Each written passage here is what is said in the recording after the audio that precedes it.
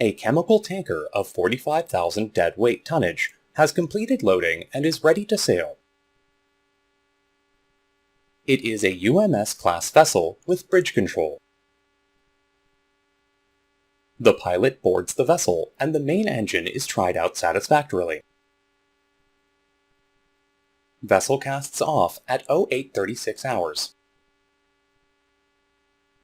Tugs assist the vessel in maneuvering until it reaches the river passage.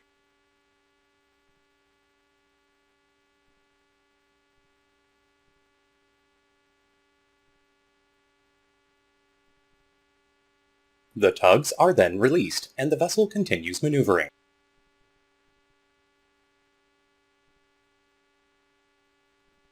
On sighting a ship approaching from the starboard, the pilot requests for stop movement at 0840 hours.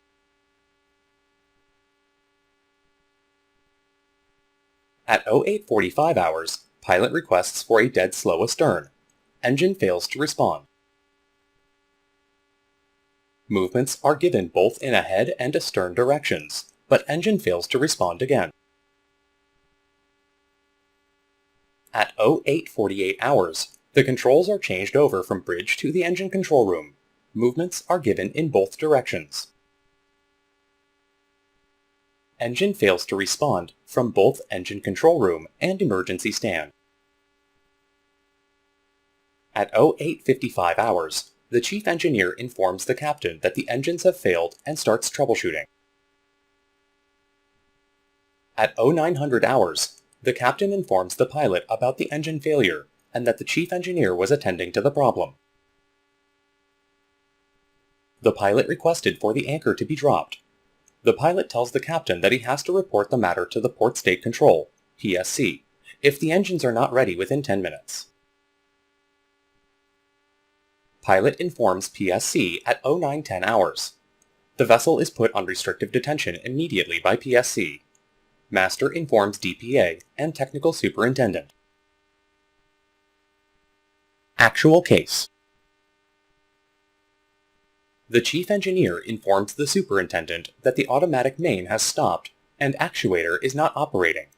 The actuator was dismantled and overhauled. After removing the O-rings of the actuator, its movement was tried out in the workshop and found satisfactory.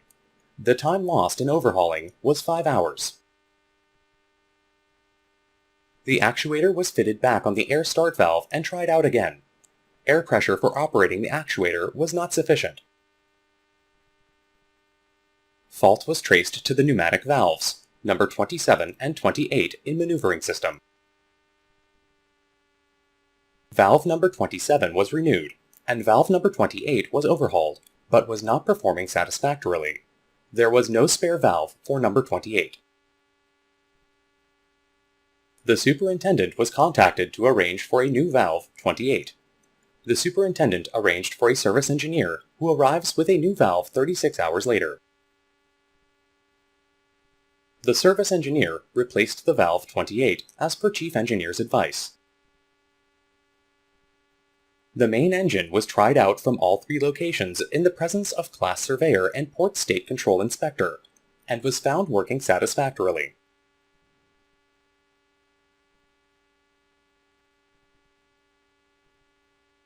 The vessel then proceeded on its outbound voyage. The total expense incurred from the time the vessel retained till it resumed the passage was $73,575 US.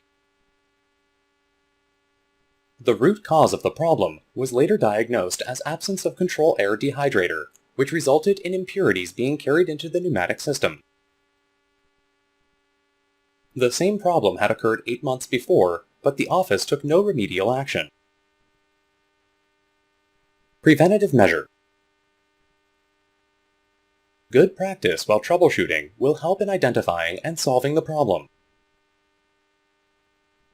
However, only a complete analysis of all control inputs and outputs can help the superintendent to identify the root cause.